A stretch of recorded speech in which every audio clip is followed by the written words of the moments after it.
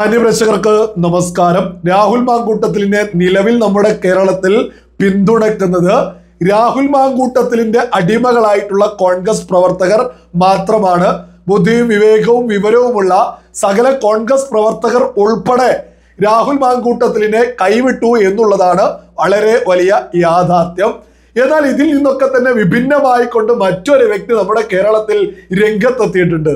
വളരെ വലിയ പ്രഖ്യാപനം നടത്തിയിട്ട് രാഹുൽ മാങ്കൂട്ടത്തിലിന് വേണ്ടിയിട്ട് കൈയടിക്കുക, നീ കേറിവാട എന്നൊക്കെ വിളിച്ചു പറഞ്ഞുകൊണ്ട് ഞാൻ ഏതായാലും ഒരു ചെറിയ ഭാഗം രാഹുൽ ഈശ്വർ ചെയ്ത ഒരു ചെറിയ ഭാഗം, വീഡിയോയുടെ ചെറിയൊരു ഭാഗം ഞാൻ ഇവിടെ കൊടുക്കാം. നിങ്ങളൊന്ന് കേട്ടു നോക്കൂ.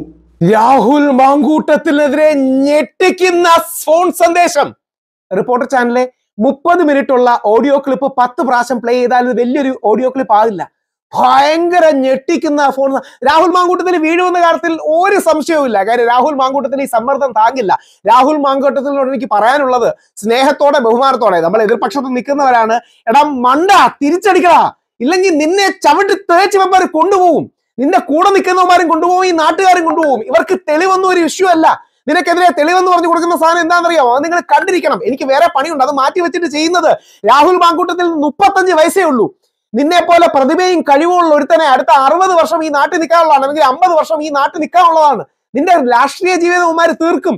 നീ ഒരു പക്ഷെ നാളെ മന്ത്രിയോ മുഖ്യമന്ത്രിയോ ആയി മാറേണ്ടതാണ്. രാഹുൽ മാങ്കൂട്ടത്തിനോട് ശക്തമായി എതിർക്കുമ്പോഴും രാഹുലിനെ ബഹുമാനിക്കുന്ന ഒരാളാണ് ഞാൻ. എടാ, ഇത്തരം കള്ള തെളിവുകൾ വെച്ച് നിന്നെ കൊടുക്കാനുണ്ടെങ്കിൽ നീ തിരിച്ചടിച്ച് വാ തുറന്നില്ലെങ്കിൽ നിന്നെ അവർ ഇല്ലാതാക്കുമെന്ന് മനസ്സിലാക്ക്. നിന്നെയല്ല, ഇതുപോലെ എത്ര പേരെ ഇല്ലാതാക്കിയിട്ടുണ്ട്. മാന്യപ്രേക്ഷകർക്ക് നമസ്കാരം. നിങ്ങൾ കേട്ടില്ലേ എത്ര വലിയ ആവേശമായി കൊടുക്കുന്നത്?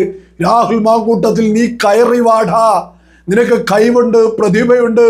രാഹുൽ മാങ്കൂട്ടത്തിലിന്റെ കഴിവും പ്രതിഭയൊക്കെ കേരള പൊതുസമൂഹം വ്യക്തമാക്കി മനസ്സിലാക്കിയിരിക്കുന്നു. എന്ത് പ്രതിഭ, എന്ത് കഴിവ്? ആ കഴിവുണ്ടായത് കൊണ്ടാണോ ഇപ്പൊ ഒരുപാട് ആരോപണങ്ങൾ രംഗത്ത് വരുന്നത്?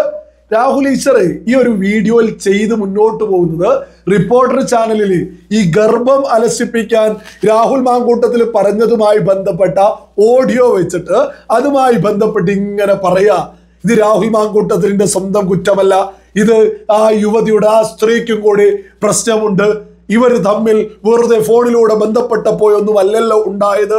ഇങ്ങനെ കിടന്നങ്ങ് ന്യായീകരിക്കുക. അല്ല രാഹുൽ ഈശ്വർ, ഇതിലെ പ്രശ്നം താങ്കൾക്ക് മനസ്സിലായില്ലേ?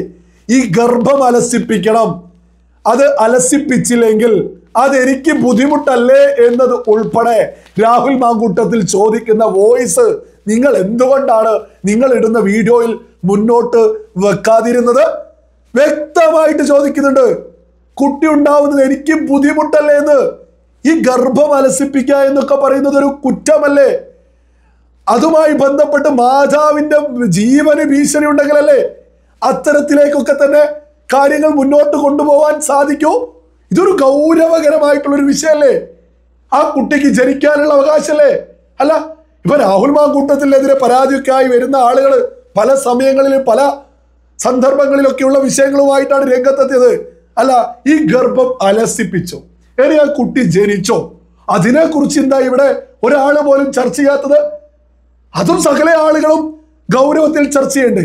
ഇവിടെ രാഹുൽ ഈശ്വർക്ക് പൊതുസമൂഹത്തിന് മുന്നിൽ എന്ത് ഉളുപ്പില്ലായ്മയാണ് ഈ വിളിച്ചു പറഞ്ഞുകൊണ്ടിരിക്കുന്നത്? രാഹുൽ ഈശ്വർ പറഞ്ഞ വാദമൊക്കെ ഒരു പക്ഷെ നമുക്ക് അംഗീകരിക്കാൻ സാധിക്കുമായിരുന്നു എപ്പോൾ? ഒരൊറ്റ ഘട്ടത്തിൽ മാത്രം ഈ രാഹുൽ മാങ്കൂട്ടത്തിലും ഈ പറഞ്ഞ വ്യക്തിയുമായി ബന്ധപ്പെട്ട് മാത്രമായിരുന്നു വിഷയമെങ്കിൽ. എന്നാൽ അത്തരത്തിലാണോ രാഹുൽ മാങ്കൂട്ടത്തിനെതിരെ ഇപ്പൊ വിഷയങ്ങൾ നടക്കുന്നത്?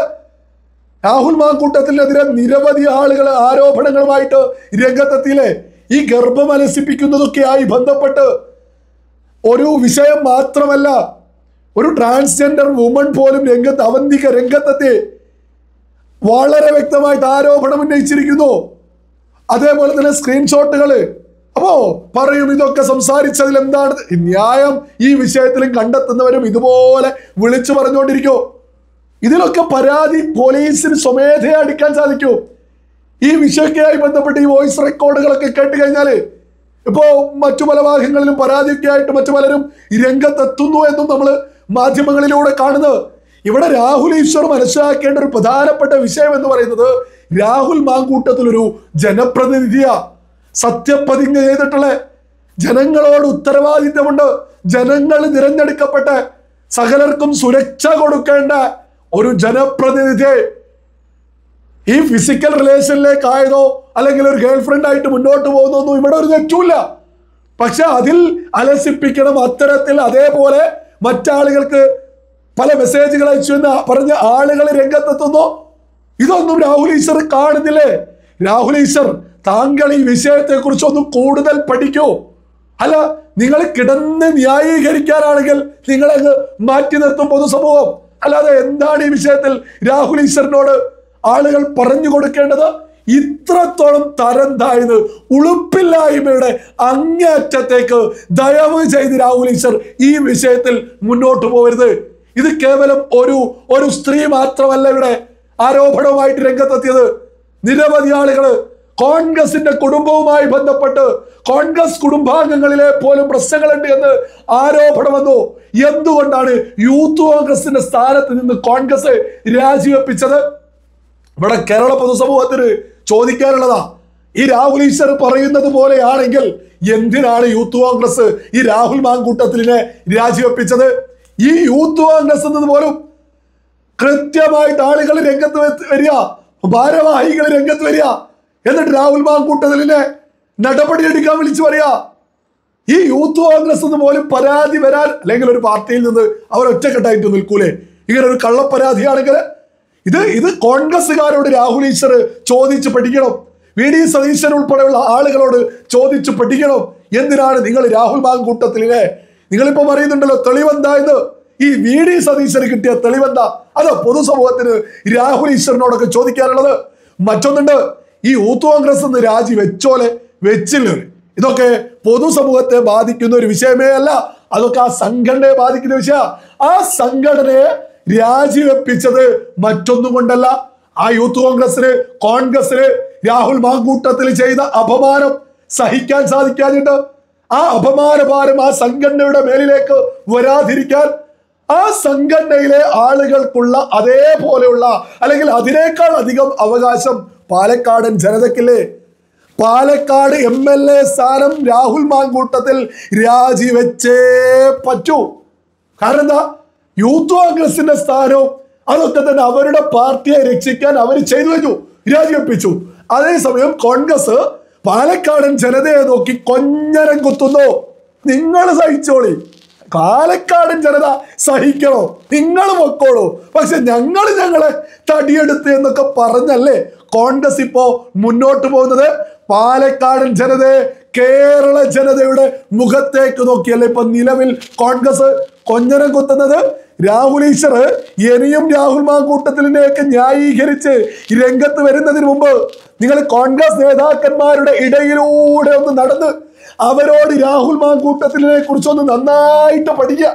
അപ്പോ ഇതേപോലെ വീണ്ടും രാഹുൽ മാങ്കൂട്ടത്തിനെ ന്യായീകരിച്ച് രാഹുൽ ഈശ്വറിന് രംഗത്ത് വരാൻ സാധിക്കില്ല എന്ന് തന്നെയാണ് ബോധമുള്ള സകല ആളുകളും മനസ്സിലാക്കുന്നത്. പാലക്കാട് MLA സ്ഥാനം രാജിവെച്ചേ പറ്റോ. അത് രാജിവെപ്പിച്ചില്ലെങ്കിൽ കോൺഗ്രസ് കേരള ജനതയുടെ മുഖത്ത് നോക്കി കൊഞ്ഞനം കുത്തുകയാണെന്ന് സകല ആളുകളും തിരിച്ചറിയുക.